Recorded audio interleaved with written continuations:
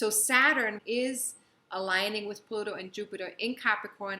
It also opposes Mercury in Cancer, and it quincunxes the Venus North Node alignment in Gemini. So lots going on with Saturn, so let's unpack that. So with this many slower moving planets in Capricorn, Saturn, Jupiter, Pluto, it is important for us to take breaks, or at least to slow down and allow ourselves to tune in. It's also important to stay grounded, to stay realistic. And we're being advised here also to seek out tools or people that can help us perform a truthful exploration of our abilities and our limitations.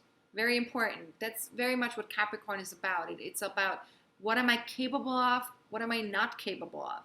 And so that's abilities and limitations, right? And we want to be really honest with ourselves. And sometimes, of course, we have blind spots when it comes to those things. So seeking out other people to help us with that, or to have tools to work with, can be very helpful.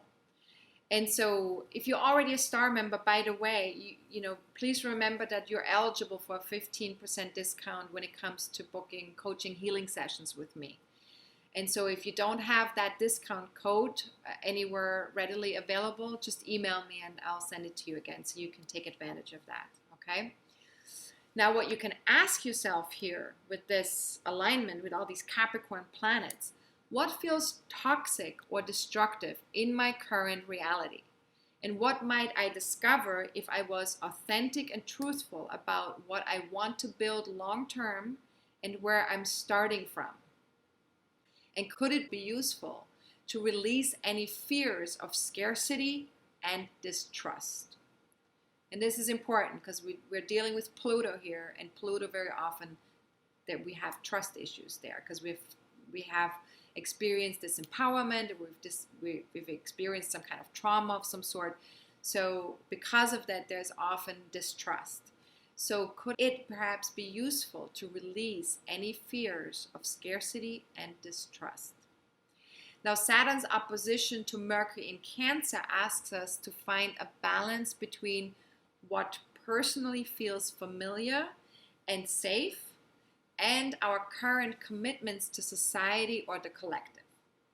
So it could appear that others are not especially sympathetic to our personal needs, but it is important that we examine how we are communicating with others, and that we take responsibility how our choice of words land for other people.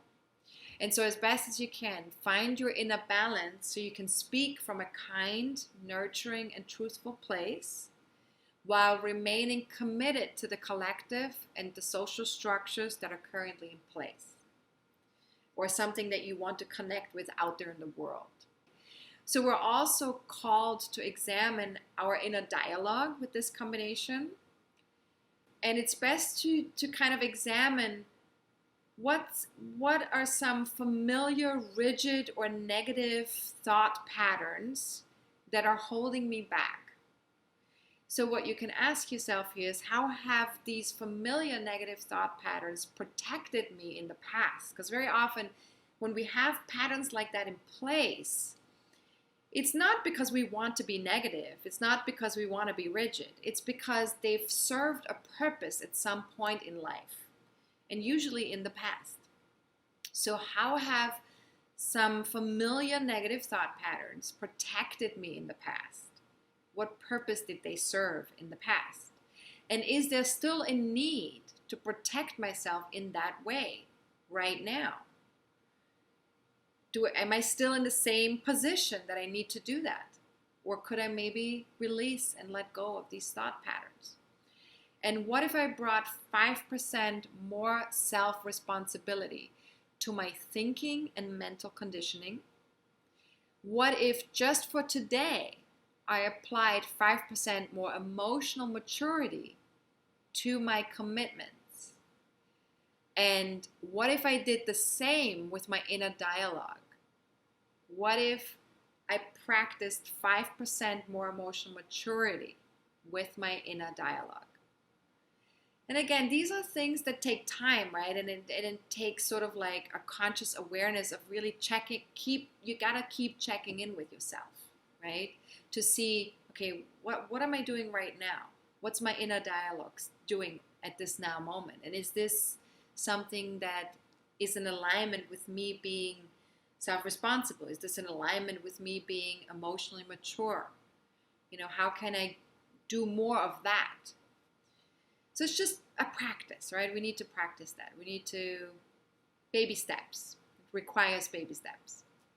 Now, Saturn in Capricorn quincunxes the Venus North Node alignment in Gemini. So what does that mean? Quincunxes require that we make a subtle but significant shift in how we perceive and do things via an inner adjustment on our own part. So that's a more personal thing that we need to connect with. So this quincunx to Saturn really impels us to clarify what works and what doesn't when it comes to our long-term achievements, instead of judging ourselves. We really need to take a look at like what works, what doesn't work. It's not about judgment. It's about practicality. It's about what's so. And making a commitment one way or another might be required, even if we would prefer to keep our options open. So Gemini wants to sort of stay in movement and stay mobile, and especially mentally, just kind of like a little bit of here, a little bit of there, like just more of a diverse approach. And we want to keep our options open very often with Gemini.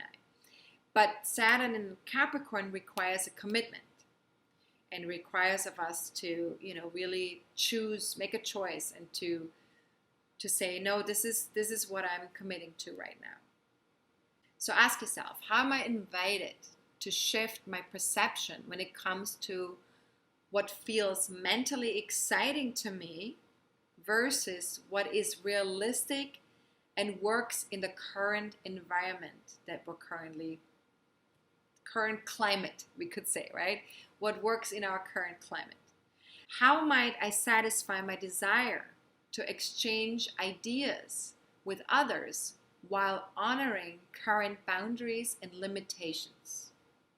So obviously it's quite clear that there are boundaries and limitations in place right now, especially in places where there's a lot of shutdown still, and where there's still high quarantine levels in place. So how can I satisfy my desire to exchange ideas with others while honoring current boundaries and limitations? And even if these boundaries and limitations are not connected to quarantines, there might be other boundaries and limitations that are currently being put in place by the government or by, the people that are making the laws right now. Now, if you need additional support at this time, please know that in addition to the discounts for any readings or other sessions for star members, there are also payment plans available for anyone. If you're struggling financially right now, please keep that in mind, because I would rather you get the support that you need and make that possible for you. Because each one of us are dealing with a certain amount of stress and certain amount of pressures right now. And so it's important to tap in with yourself and do the work, but also ask for help. Both is okay. And actually, both is probably a good idea. Now, if you have any questions about the monthly forecasting forums, soul-based astrology courses, astrology in general, please don't hesitate to reach out. Again, info@astrologercoach.com. If you do have any personal questions, please ask them during the monthly forecasting forum on August 9th, or you can also book a reading with me. Now, if you would like to join live on August 9th, please keep in mind that the registration will close an hour before the live event begins. So if you're not currently a star member and you want to register, please make sure that you register before 10:30 a.m. on August 9th. If you register after that time, you will receive the MP4 video presentation of the webinar. So you will still get the benefit of the webinar, you just won't be able to join live. Thank you so much for watching. I truly appreciate each and every one of you, and please stay safe, stay healthy, take good care of yourself. Tune in with your higher self and keep taking deep breaths whenever possible. That will always keep guiding us back to the present moment. And that's very important right now. So have a good one. And I will see you again either at the time of the monthly forecasting forum or for the next new moon video. Namaste.